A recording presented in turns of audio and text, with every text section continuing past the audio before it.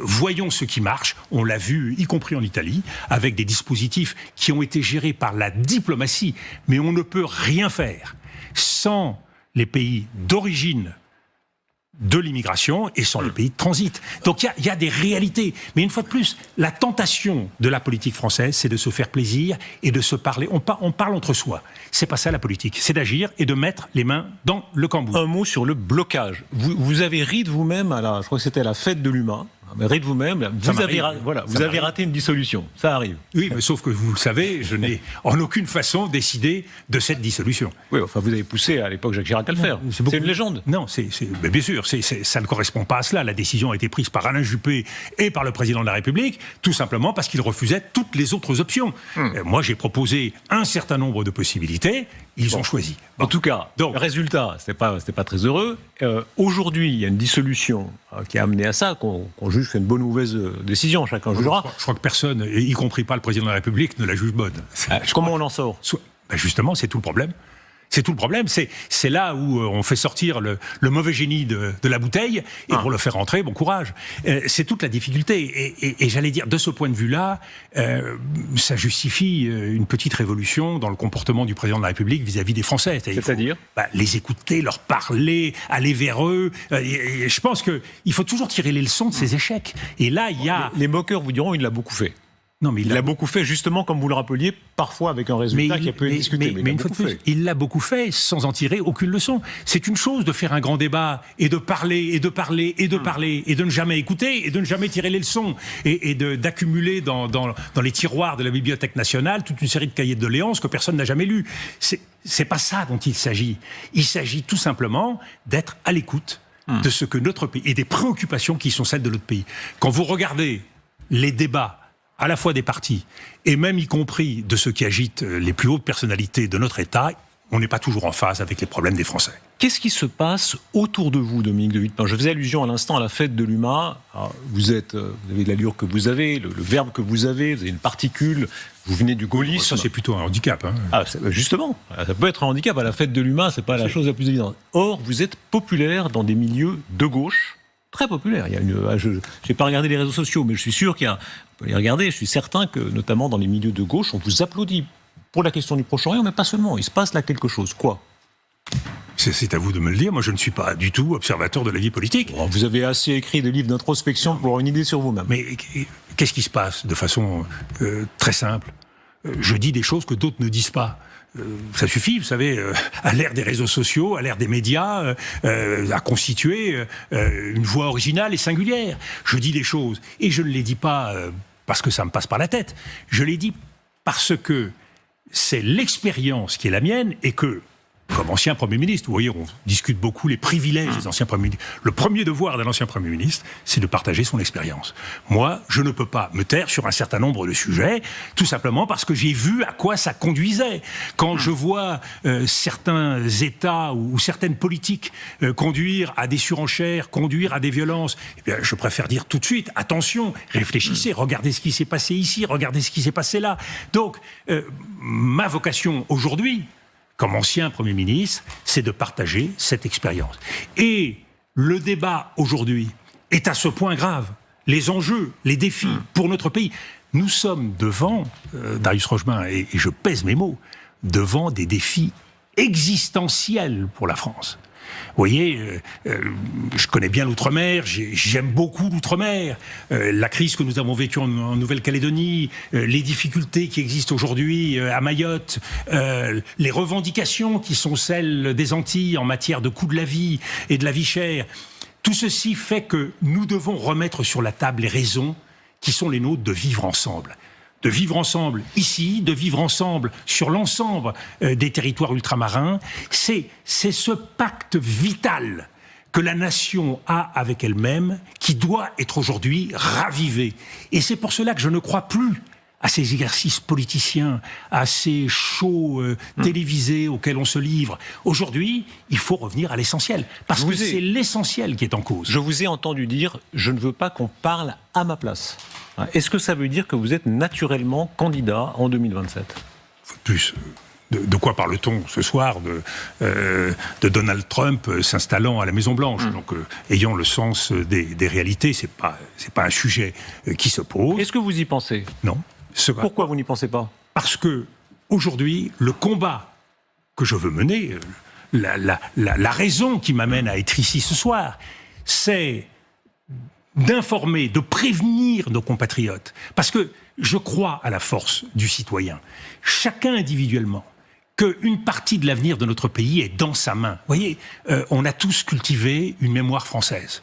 La mémoire de la résistance. Il y a eu beaucoup de mensonges, d'occultations sur le comportement des uns et des autres. Mais il y a une réalité. C'est que notre pays n'a été sauvé que par ceux qui se sont levés, pas par ceux qui se sont couchés. Et en matière de se mettre debout, croyez-moi, l'Afrique, l'outre-mer, ils ont été souvent devant. Eh bien, aujourd'hui, chacun d'entre nous, et je crois, et c'est pour cela que je vais beaucoup dans les universités rencontrer la jeunesse, je crois qu'il y a dans la jeunesse aujourd'hui une prise de conscience, un appétit, une volonté de ne pas fermer les yeux.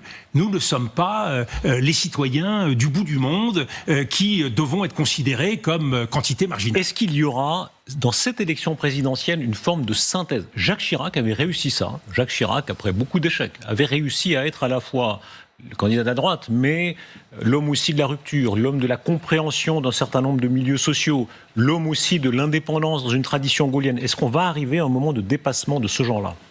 Mais nous sommes à un moment où soit nous nous laissons emporter, et la vague populiste qui se développe en Europe, qui se développe à grande échelle aux États-Unis, est extrêmement puissante. Et on voit bien la désinhibition de la parole politique. On dit aujourd'hui des choses qui sont, très honnêtement, souvent très choquantes quand on essaye de s'aligner sur ce qu'est l'histoire de notre pays. Et donc, le fait de retrouver une certaine mesure. Et en ce qui me concerne, parce que j'attache de l'importance à l'histoire, et j'attache de l'importance à l'idée que je me fais de la France, comme beaucoup de Français. Je ne crois pas que la France soit n'importe quel pays. C'est pas un pays comme les autres. Et je crois que nous avons peut-être plus de devoirs que les autres. Alors, bien sûr, le premier devoir que nous avons, c'est la protection de nos compatriotes. Mais nous devons trouver en nous la force de nous battre, de défendre un certain nombre d'idéaux. Et en cela, oui, la prochaine échéance présidentielle, après les 2 mandats d'Emmanuel Macron, posera la question, est-ce qu'il y a encore aujourd'hui une parole faite de mesures, d'humanité, une parole qui peut s'adresser à tous les Français, ou est-ce que la politique est devenue ce qu'elle est, malheureusement, et je l'ai vu grandir depuis 2007, une logique de part de marché. Chacun cultive les siens pour essayer d'être là au premier tour, et à partir du premier tour, se dire qu'on va faire une percée. Qui peut porter ça? Monsieur Rochebin, la première bataille à mener, et c'est celle qui commence encore plus aujourd'hui avec l'arrivée de Donald Trump, c'est la bataille des idéaux, c'est la bataille des idées. Vous savez, si les idées sont bonnes, si les idées retrouvent un écho, mais si tout le monde considère au contraire, mais déroulons le tapis rouge à Donald Trump, la bataille sera perdue. Donc c'est la première bataille, c'est celle de la conviction, et c'est celle de l'exemple. La France a un exemple à donner en Europe, il faut le faire sans morgue, il faut le faire sans donner des leçons, mais il faut le faire avec conviction, tout simplement parce que c'est notre devoir. Il y a dans notre histoire des pages sombres, il y a des pages glorieuses, mais il y a beaucoup de nos compatriotes qui ont donné leur vie pour la France avec ce sentiment que ce vieux pays avait quelque chose de singulier. Eh bien, ce quelque chose de singulier, tout jeune Français en est propriétaire. Et il s'agit de le faire fructifier. Je le dis souvent, le Panthéon. Mais à quoi sert le Panthéon si la flamme qui est nourri par l'exemple de ceux qui y sont, ne vient pas grandir l'esprit français, ne participe pas de la vie. Nous sommes trop souvent, nous, Français, des êtres dissociés. Nous pensons généreusement, nous pensons bien, mais nos actes ressemblent plus à la bourgeoisie du 19e siècle, où on faisait surtout pas ce que l'on disait. Donc je crois qu'il faut nous réapproprier, redevenir des citoyens à part entière et essayer d'avancer tous ensemble. Le côté anti-bourgeois, De Gaulle détestait les bourgeois, c'est paradoxe. Il disait souvent, l'esprit bourgeois, c'est la collaboration. Vous citiez Jacques Chirac, je ne voudrais pas donner trop d'exemples. Mais est-ce que ça manque aujourd'hui dans la droite, mais pas seulement la droite? Vous venez du milieu gaullisme, enfin, est-ce qu'il y a là une veine Oui, ce qui a beaucoup changé, c'est l'esprit moutonnier, l'esprit de meute. Aujourd'hui, la politique chasse en meute. Et les réseaux sociaux ont accéléré cela. Vous avez un homme politique qui dit une bêtise, mais immédiatement, il est soutenu par toute une série de gens. Et évidemment, quand il s'agit de prendre la parole derrière, on a l'impression parfois qu'on prend un sacré risque en essayant de dire autre chose. Donc aujourd'hui, l'esprit de meute, il est à condamner, parce que ce n'est pas l'esprit français. 2 questions encore. Une personnelle. Je vous taquine, mais très sérieusement. Je vois que vous souriez déjà. Vous avez un côté foutraque. Dominique de Villepin. Je crois que l'esprit foutraque ne va pas tout à fait avec l'esprit de mesure. J'ai l'esprit foutraque justement parce que je dis des choses. Il faut lire.